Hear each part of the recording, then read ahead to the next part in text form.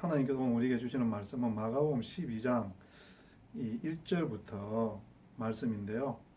전체를 다 읽기는 좀 어려울 것 같고 6절부터 11절까지 우리가 함께 읽도록 하겠습니다.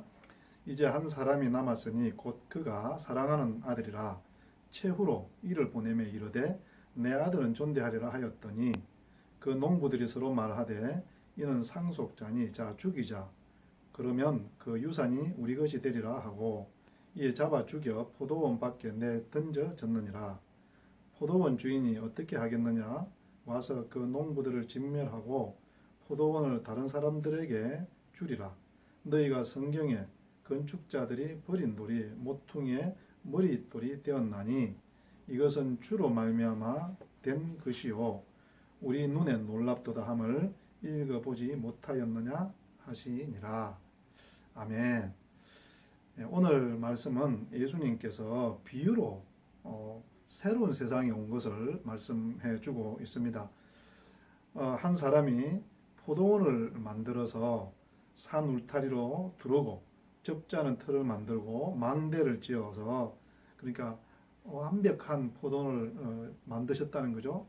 그리고 이것을 농부들에게 세를 주고 타국에 갔다고 말씀합니다. 그래서 나중에 이 포도원을 잘 지키고 있는지 또 그 포도원에 나는 열매 중에 얼마를 조금 받았으면 좋겠다 이렇게 해서 자기의 종을 이 농부들에게 보냈다고 했습니다. 그랬더니 이 농부들이 참 고마워하기는커녕 이 사람을 죽이면 우리가 안 줘도 되겠지. 그래서 그 사람을 죽였습니다. 그래서 이 주인이 이 세 번까지 자기 종을 보냈죠. 그런데 이 농부들은 세 번까지 다 회개하지 않고 그 종을 죽여버렸어요. 그래서 이 농부는 이 사람들이 이제 내가 내 아들을 보내면 이렇게 하지 않겠지. 그래서 자기 아들을 보냈는데도 이 농부들은 더 악하게 어떻게 합니까? 이제 이 아들만 죽이면 이 모든 것이 우리 것이 되겠니? 이렇게 생각을 하고 그 아들도 죽여버렸다. 이렇게 이야기하고 있습니다. 그랬더니 하나님께서 어떻게 합니까? 이 포도원 주인이 이 농부들을 다 진멸하고 포도원을 뺏어서 다른 사람에게 나누어 준다. 예수님께서 이렇게 비유를 들어 설명하시고 난 뒤에 10절, 11절에 보면 건축자들이 버린 돌이 모퉁이의 머릿돌이 되었다라는 이 시편 말씀을 인용하시면서 이제 예루살렘 성전을 중심으로 한 유대인들이 예수님 예루살렘 성전을 중심으로 하는 그런 세상은 끝이 났고 이제 예수님이 성전이 되셔서 이 세상을 새롭게 변화시킬 것이라는 이런 이야기를 하고 있는 것입니다. 그 10절에 보면 건축자들이 버린 돌이라는 것은 이스라엘인들 하나님께서 하나님의 나라를 건축하라고 맡겼던 그 이스라엘 백성들을 말하는 것이겠죠. 그래서 그들이 예수님을 버렸잖아요. 그런데 하나님은 그 예수님을 오히려 새로운 이 교회의 또 성도의 머릿돌로 삼아서 새로운 역사를 이루어 가신다 이런 이야기가 되겠습니다. 여러분 여기서 우리가 한 두어 가지 이 메시지를 좀 살펴보고자 하는데요. 첫 번째로는 이 포도원 주인이요. 포도원을 맡길 때는 농장을 만들고 울타리를 쌓고 망대를 세우고 모든 것들을 농사를 다 지을 수 있도록 준비해 주셨다는 거예요. 근데 이 농부들은 어떻게 합니까? 그것에 감사하지도 않고 그것에 탐욕을 내서 그것을 자기 것을 차지하기 위해서 이 주인의 종들과 주인의 종들과 아들을 다 죽이더라는 것입니다. 이것은 우리가 가지고 있는 탐욕을 저는 말한다고 생각을 합니다. 하나님께서 우리에게 주신 것이 얼마나 많습니까?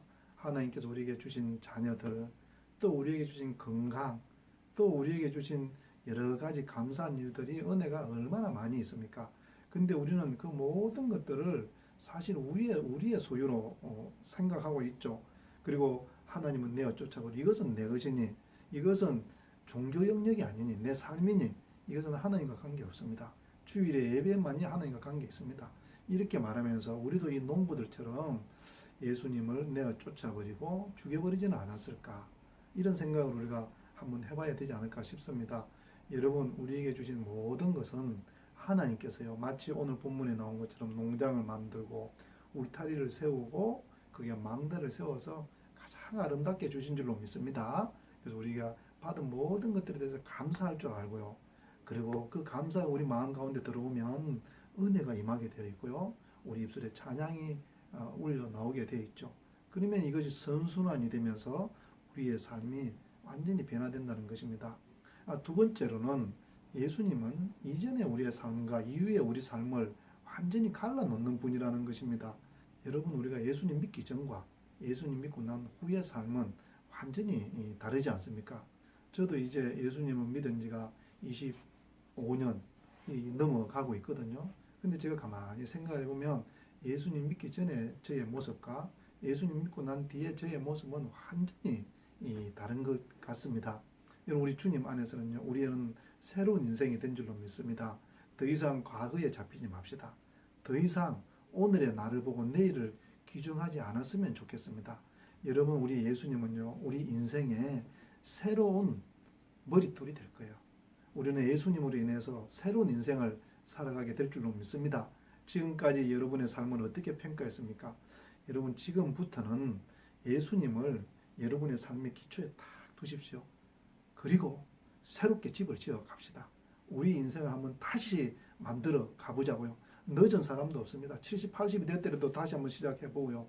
이제 초등학교, 중학교를 다닐지라도 예수님을 우리 삶의 기초석으로 딱 놓고 한번 반듯한 집을 지어 가면 얼마 지지 않아서 그 집이 너무 아름답게 만들어지고, 그래서 우리가 풍성함을, 하나님이 주신 그 풍성함을 누리게 될 줄로 믿습니다. 여러분, 오늘 말씀은 우리에게 두 가지를 경고합니다. 우리에게 있는 모든 것은 하나님께서 주신 것이다. 우리의 모든 것의 주인이 하나님을 고백하자는 것이고요.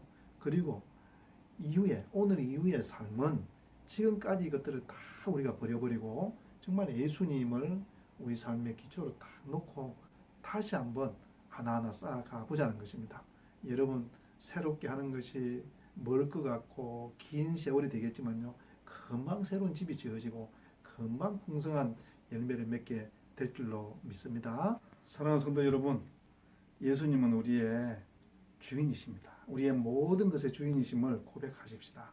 정말 오늘부터 우리 예수님을 우리의 삶의 가장 기초석으로 딱 놓고 하나하나 쌓아가면 금방 우리 주님께서 우리의 집을 완성시켜 주시고 풍성한 열매를 주실 줄로 믿습니다. 기도하시겠습니다.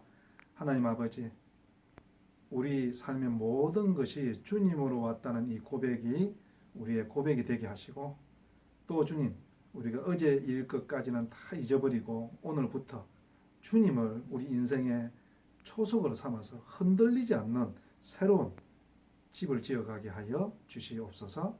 예수님 이름으로 기도드렸습니다. 아멘.